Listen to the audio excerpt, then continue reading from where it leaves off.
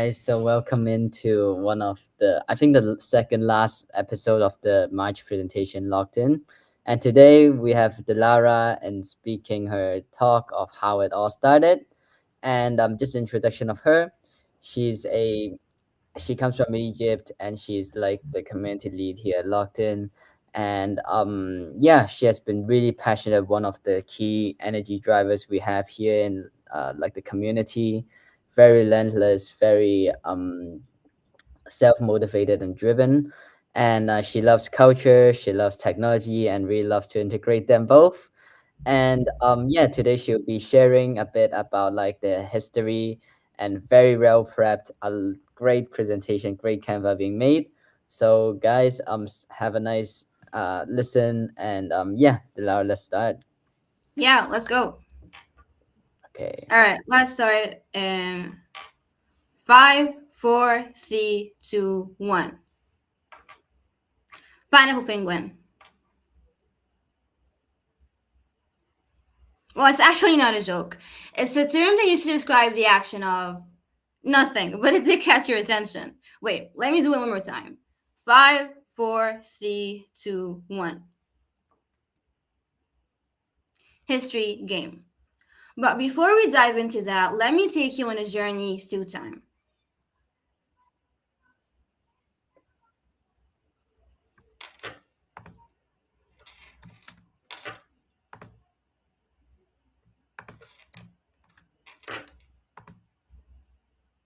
All right, close your eyes and imagine yourself almost 5,000 years back, witnessing the start of it all.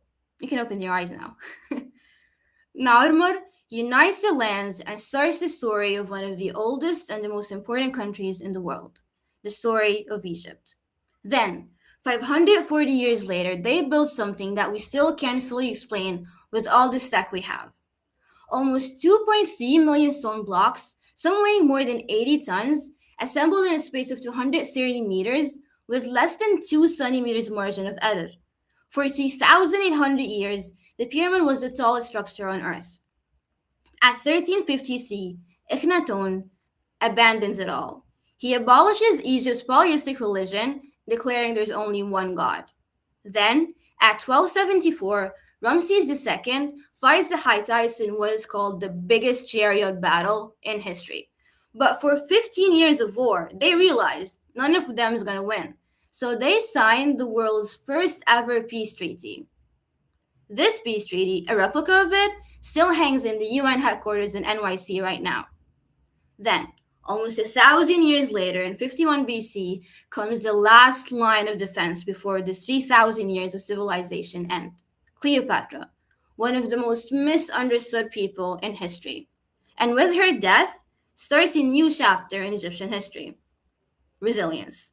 From 30 BC, for almost 2,000 years, Egypt was ruled by foreign rule. Occupation, one country after another. The Greek, the Romans, the Arabs, the Ottomans, the French, the British, they all came for one reason, the importance. The importance of the land, the Nile, the location that connects the world. But in 1952, the revolution ends the British occupation, and Egypt is finally back in Egyptian hands. But it's not until 1973 that the entire land is back. Sinai has still been occupied. They built a fortification on the canal that was so strong, military experts predicted it needed a nuclear bomb to be able to get rid of. But the Egyptians had been fighting for their country, their identity, their freedom for 2,000 years. They didn't care, didn't stop them. They managed to breach 60 openings in this fortification under 4 hours. 80,000 souls past the fortification, and Sinai was back into Egyptian hands. Now, in 2026, the same people who built the pyramids so many years back built the GEM, the Grand Egyptian Museum, the biggest archaeological museum in the world, just besides the pyramid linking the ancient with the modern, the past with the present.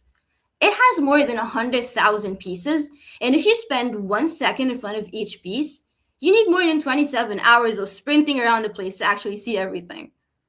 The full collection of Tutankhamun is displayed in the same place for the first time in history. And all of this 3,000 years of civilization of a kingdom, longer than any ever lasted, 2,000 years of occupation, and now we're just starting the journey.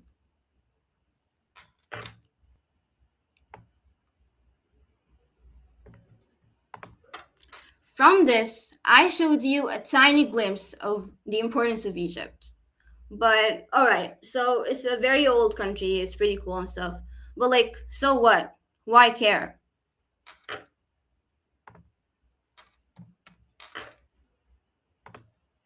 We live in a world that is deeply influenced by Egypt.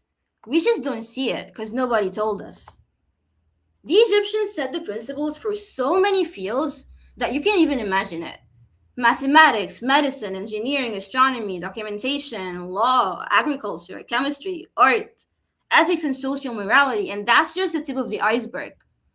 Other than all those foundations they set, their contribution to modern day science, how do you last 3,000 years?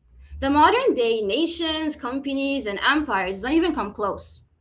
In context, the Roman Empire only lasted 500 years. The USA is about 250 years. The average lifespan of a Fortune 500 company is 20 years, and most startups die in 5. The Egyptian kingdom ran for 3,000 years unbroken. So the real question isn't what they built, it's how they built something that refused to die. What systems did they create? What did they know about organizing people, resources, belief, and power in a way that we've completely forgotten? What can we learn from them today? And in a world where we're all obsessed with building our personal brands, that really gets you thinking. The pyramid is one of the main, like the man-made shapes out there in the world with 100% global recognition. Show it to anyone and they know it's a pyramid. They know it's Egypt. Ramses II, a king who died in 1213 BC, his face, his name, and his monuments are still referenced, studied, and visited by millions every year. Every pharaoh who carved his name into stone, every monument that was built to last was an engineered act of legacy. They understood that if your name was spoken, that's how they become immortal. That's how you're not gone. And it worked. 50 centuries later, we still know their names, despite of those 2,000 years of struggle. All of this, and we don't even know anything yet. Some say that we've only found 30% of ancient Egypt. An estimated 70% is still underground, untouched. New tombs are being discovered right now. New chambers, new names, new stories. The Great Pyramid itself still has unexplored chambers, detected by modern scanning technology. We still haven't opened them yet. Very important historical figures like Nefertiti, Alexander the Great, that was born here in Alexandria, or Imhotep, the architect of the first pyramid, we don't know where they are.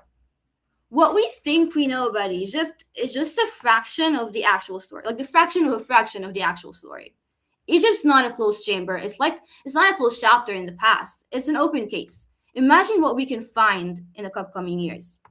And when we're going to talk about what we know about Egypt, that brings us to our next point.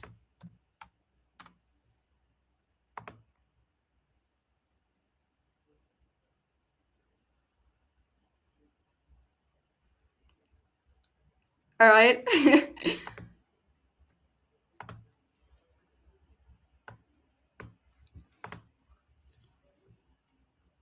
It brings us to the next point, the truth gap. Like we said, Egypt was occupied for 2,000 years.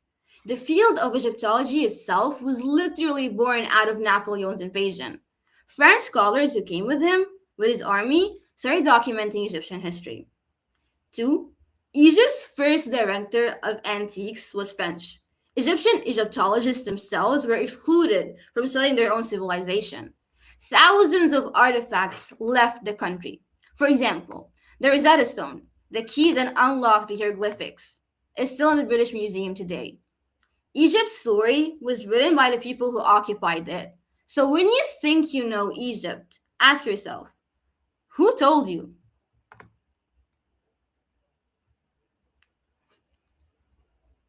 All right, let's just keep going. Hollywood versus reality. There are so many myths out there about Egyptian history. 1. Jewish slaves build the pyramids. The source: a Greek historian who visited Egypt 2,000 years after the pyramids were built. Then Hollywood ran with it. You've seen the movie. The truth: in 1990, a tourist on horseback stumbled over a wall at Giza. It was the entrance to the workers' village. The workers, the people who built the pyramids, they had bakeries, breweries, medical facilities, dormitories, a full organized settlement. Worker skeletons show healed bone fractures. They received medical care. They ate about 21 cattle and 23 sheep a day sent from farms across Egypt. Their graves contained beer and bread for the afterlife, something slaves never would have had. Myth 2: disrupt a pharaoh's tomb and die a terrible death. So, this story started in a way that is not known. The tomb of Tutankhamun itself wasn't actually found by Howard Carter. It was a young Egyptian 12-year-old called Hussein Abdul Rasul. And the mummy's curse, the story was invented by a journalist from the Daily Mail after being denied access to discovery, and people believed the mummy's curse for 100 years. Myth C: Cleopatra and her love story, the love triangle. In 1963, a movie depicted her as an exotic seductress, her whole story as a love triangle. But then in Netflix 2023, it depicted her as a woman of color. The truth: both are wrong. Cleopatra wasn't even Egyptian. She was a descendant from the Macedonian Greek general who served Alexander the Great.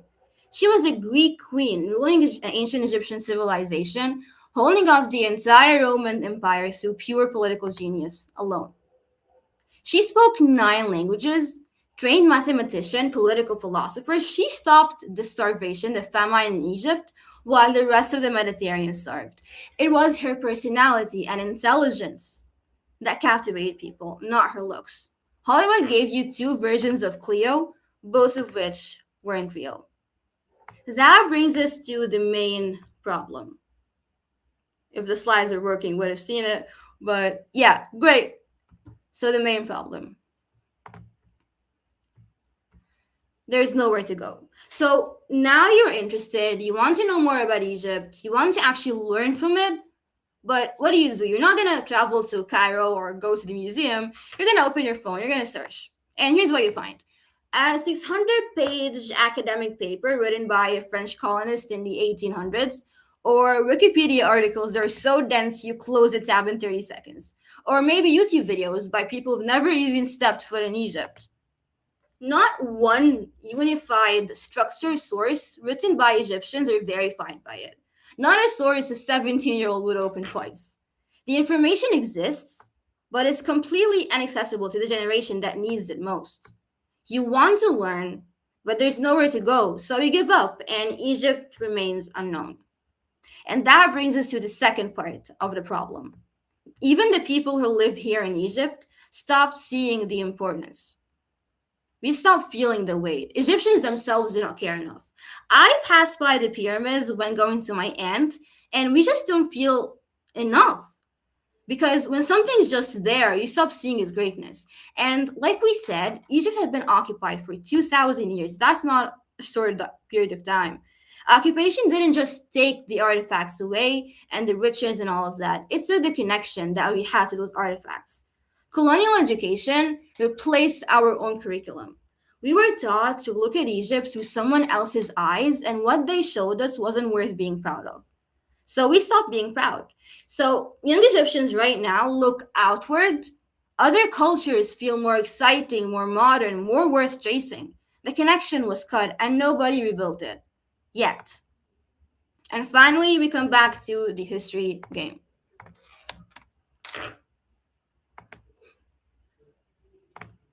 So the concept is simple: a game where you play the real story of ancient Egypt. Factual, verified, built on sources from Egyptian historians, museums, ministries. You don't just read about history, you live it. Why this would work? There are 500 million people worldwide that play games. Egypt has the biggest percentage of gamers across the entire MENA region, about 59%. Egypt's gaming market alone is projected to reach $1.57 billion by 2030, and research shows that you retain about 25 to 60% of what you learn through games compared to 8 to 10% of what you learn from traditional methods. So the medium itself works. And we already have proof of concept of what cultural storytelling through different media can do at this scale. For example, South Korea. It turned its culture into a global expert, music and film, generating billions of dollars in 1 year. They did it by telling their own story on their own terms to the world. Egypt has more than 5,000 years of content, and no one has touched it yet. This is where we start. And with that, I come to the end of my presentation, but the start of my journey. And mark my words, I will keep working on this until it exists. I'm going to look back on this years later. And like I always do, I'm going to document the entire thing on LinkedIn. And yeah, that's it. That's the presentation.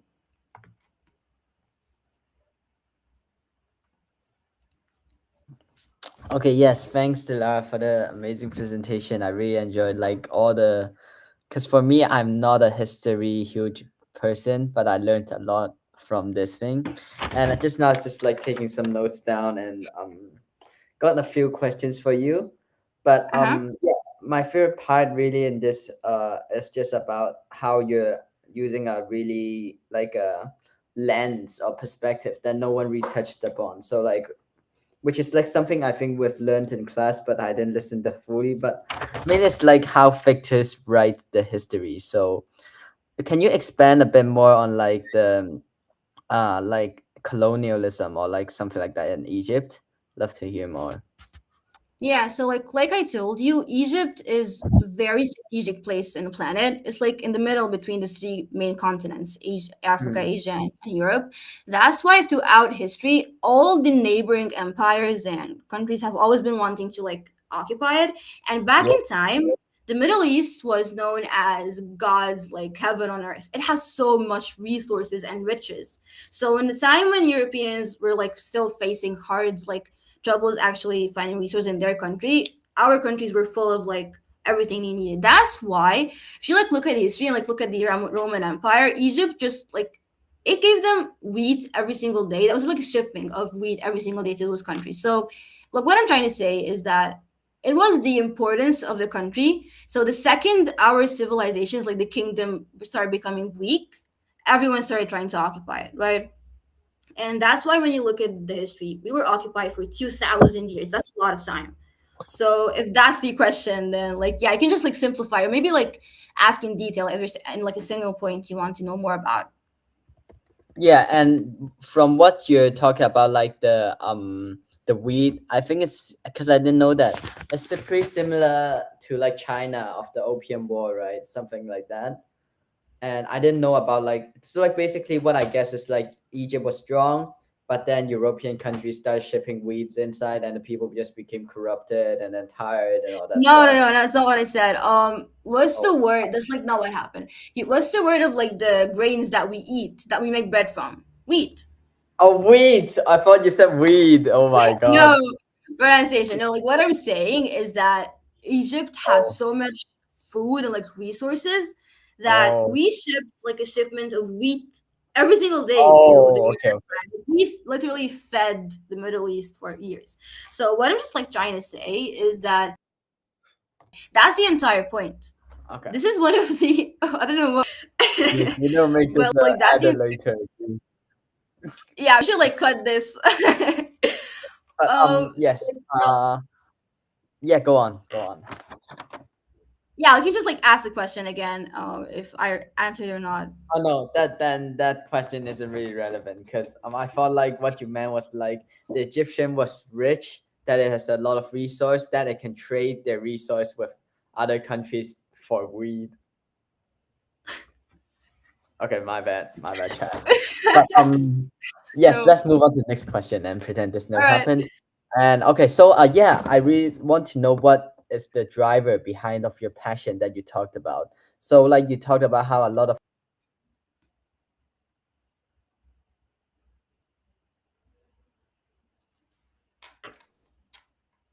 Just want to know what drove your passion behind the culture. Yeah, can you Like just like why? repeat the question you were asking? Oh, sorry. But yeah, what drove your passion towards culture, especially Egyptian culture? All right, so I've always been like very amazed by like everything we have here in Egypt, and the vibe here is very different. Like it's a country that I can't really explain until you actually live in it. But I think I've always had like very different hobbies throughout my life. Never really a clear idea of what I wanted to build. Like there's actually a story about this game. So I have been enrolled in this like initiative teaching us Egyptians about tech for 3 years. And in my second level, my second graduation project, we were asked to make anything that solves any problem using AI. So my team, we were thinking about the disconnection between our generations and our history because for example, at school, how do you fit 5,000 years in textbooks? It's very heavy and dull that we hate history at school. It's very heavy, like it's very hard to study. So we just noticed how it's actually a very big problem here in Egypt, and it's called Khawaga in Arabic, which means like we look at any other culture out there, like Europe and stuff, and we see how great they are, and we're like, wait, we're never gonna reach them, we're not that great, and we actually do not see the our story, right? Because we've been disconnected from it, and that's what I was talking about, like in the occupation, what it did. So I just really felt like we need to shine light because it already exists. Like we're not talking about stuff. We're not making up stuff. We're talking about like our actual story, and it's something that we Egyptians don't even know. And that's like the main drive is like, how do we have something that's so valuable and we don't even see it? And when you don't understand the value of something you have, you don't really protect it, you know. Mm-hmm. So like that's the entire point. If that makes sense. So if I can just like keep talking about why I started doing this for long. So move on to the next question. Okay, gotcha. So yeah, I think when you have this like kind of like a drive, you that's how you become really really passionate, and that's how the passion comes from. You have to Mhm. really enjoy something, and you have to actually feel it yourself. Yeah, I think I'm just like copying. Wait, like I actually have something else to add. Like I think I'm just gonna do the same thing that they did back then, like the builders of the pyramids. They built something that outlasted them, and I really think that I want to take part of like growing the country, right? Because I believe it deserves that. So this game is going to be my contribution to that, and it's actually they had this concept back then, like the pharaohs, called per digit, if that's like how you say it. They used to believe that if people spoke about them, that's how they became immortal. So I think I just want to contribute to that as well. So yeah. Mm, yeah, sounds good. And yeah, next question. Want to know what's after you mentioned this like it takes like 36 hours if you spend a second on every artifact Yeah, and 27. All right. So it's actually there are a lot of artifacts in the gem, the Grand Egyptian Museum. Did you hear about it? only from you. So the like I said in presentation, it's the biggest museum in the world Mhm. for one civilization. And it just opened a few months ago besides the pyramids, so you can actually see the pyramids from it.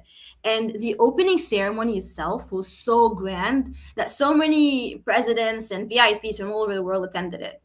And well, basically what I was saying that there are about 100,000 pieces in that museum. So if you spend 1 second in front of each piece, you'd have to run around the museum for 27 hours to see it all. So like that just shows you the scale of it. It's a very big museum, some of the biggest out there. And yeah, it's like so crammed right now. Like I am still waiting for people to calm down so I can go and visit it. But anyway, that's the point I was talking about. But I want to know what's your favorite if you have a favorite artifact. Um wait, I actually do not have. I think I just like really see the beauty behind everything, but I'm just gonna go and like talk about maybe Tutankhamun's mask because like oh my god, it's like so beautiful, right? But I Mhm. really do not have an answer for that. I think I haven't like actually visited. Like that's one of the points. We Egyptians ourselves, we don't visit the museums enough. We don't talk about, we don't learn about our history enough. And something I actually really want to see in the gem. So if you go, the second you enter the museum, you're gonna see this huge statue of Ramses II, the king I was talking about, like the one who fought the biggest chariot battle in history, the one who made the peace treaty, Ramses II. So that king. So once you enter, you find this huge statue of him. So the story of it is actually very interesting. It really talks about how, or shows you how you might be very valuable, but it depends on where you are. So that statue itself was in a like a public square for years. Like Egyptians, like we would just like pass by it around, they're not really seeing it. But when the museum opened, they took it and put it in the museum, like the hall, and now millions of people like from all over the world come and see it. So it really like shows you the importance of being in a place they're actually valued, if you know what I'm talking about. So like the story behind that statue, like where it was and where it is now, I think is very interesting. Okay. Yeah. All right. For me, I think yeah, I have to go more to museums, but one of my favorites just like the like I think in when I was smaller, I really younger, I really like to go to like see those Egyptian mummies. I was like, I always Mhm. think it would just come alive in the Yeah, museum, and I like saw them. It was a because school trip, and I couldn't mm, believe it. It's like insane. And like the mummification and all these methods they had, it was like we still do not fully understand how they were so developed medically back then.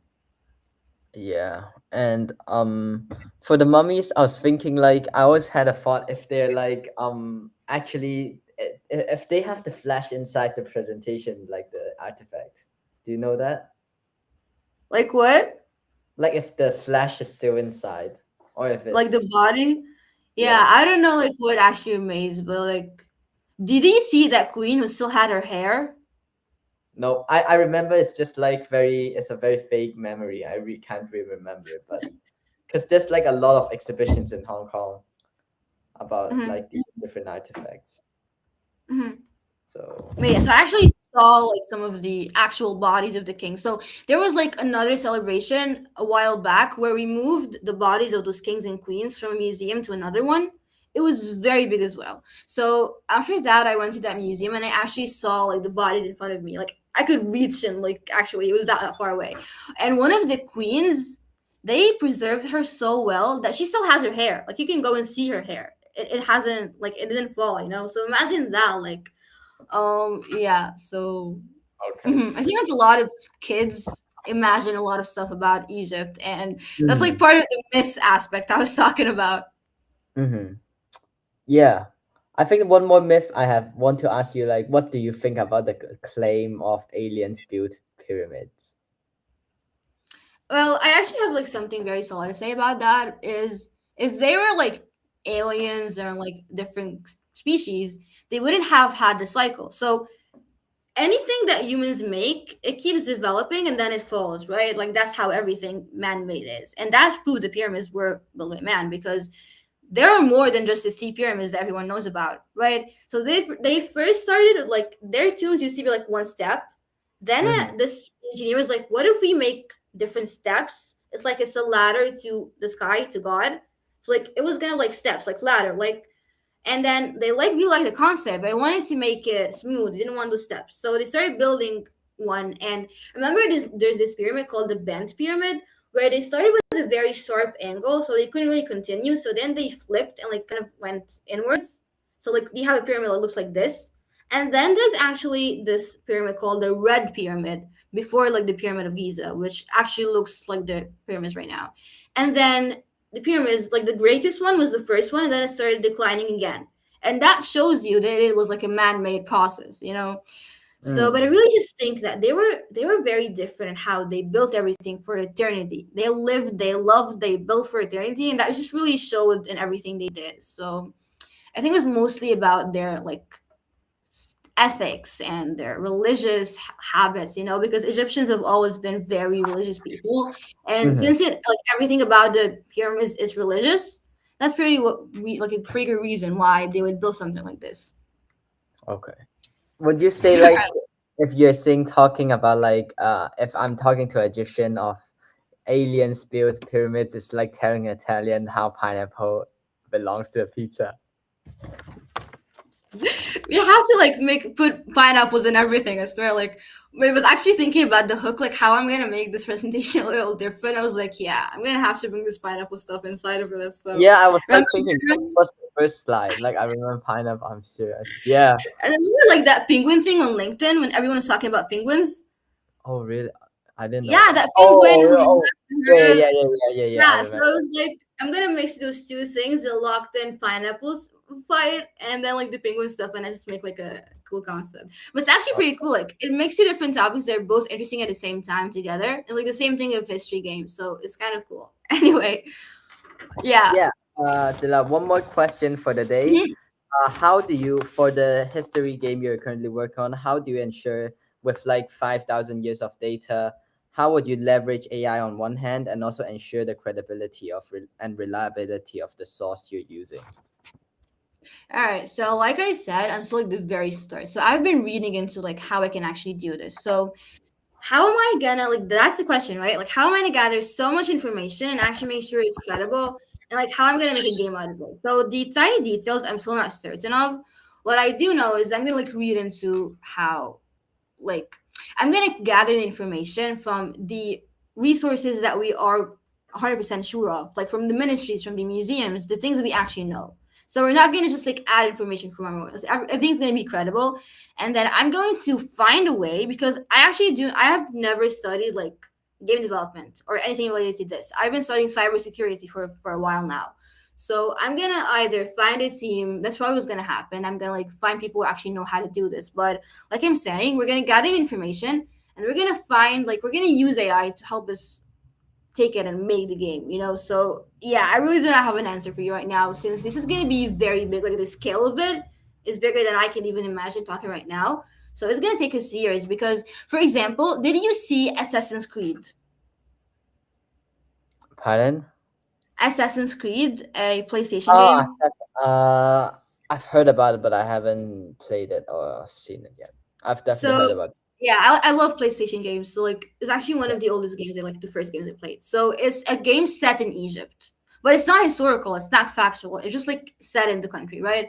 So that game alone, like triple A games, like very big games, they take millions of dollars in like 5 years or something. So this is gonna take a lot of time. But I'm pretty sure like AI with it being faster and faster, more developed, that's gonna boost the whole journey very fast. But yeah, I'm still at the very start. I'm still gonna find people to like the team is gonna be major, and I really can't expect like I'm imagining myself working on this for like the next 10, 15 years or something. Okay. Sounds All good. right. And I really love this, like when you're locked onto a target, you think very long term vision. And I think that's one of your strongest traits as well. So very passionate. And yeah, to sum off this presentation, any last like line you want to tell to Um, summarize? no, it's just like the whole presentation's vibe is about how little we actually know, and like the Hmm. source of what we do know is not even 100% true, right? So that's like the entire thing. It's like Egypt has been covered in dust for a while now. I'm just like trying to brush that off, you know. So we're still at Hmm. the start. Like I told you, we've only been like free from British occupation for like 70 years now. We're still rebuilding. We're still like the very start. So yeah, this is just the start of the story for Egypt, and I'm very excited to. I'm very happy that I've reached this like awareness of the problem and actually trying to solve it right now. So yeah, Yeah, I think you do a lot of very cool, like you'll meet a lot of people in the experience. Just keep on building in public and update like you're currently really like what you're doing. And yeah, have a nice day. Thank you everyone for watching this, and yeah. hope you took away something like I do in this presentation. And yeah, let's come back in a couple years and see how it's going. Yeah, And thank you, Jan. thanks, Dilara. And yeah, thank you guys for watching. And oh Yeah, yeah, Angela in the chat wrote, I wait, love Cleopatra. Cleopatra and Cleopatra. Uh-huh. Caesar, or Cleopatra and Mark Antony. All right. Yeah, the story of it. But actually, I attended a ballet, like a ballet dance, like performance in the Oh, opera house about Cleopatra and the story. It was mhm. epic to like see them to play the story in a way. Like, Cleopatra is one of those like most misunderstood people. Like I said in presentation 7 times already, but it's like really interesting to read about her. So yeah, Angela, I love her as well. Okay, Angela, you got the kind of feedback. And yeah, so thank you guys for watching and have a great day. See you guys in the next one. See you. Bye, Dilara. Bye.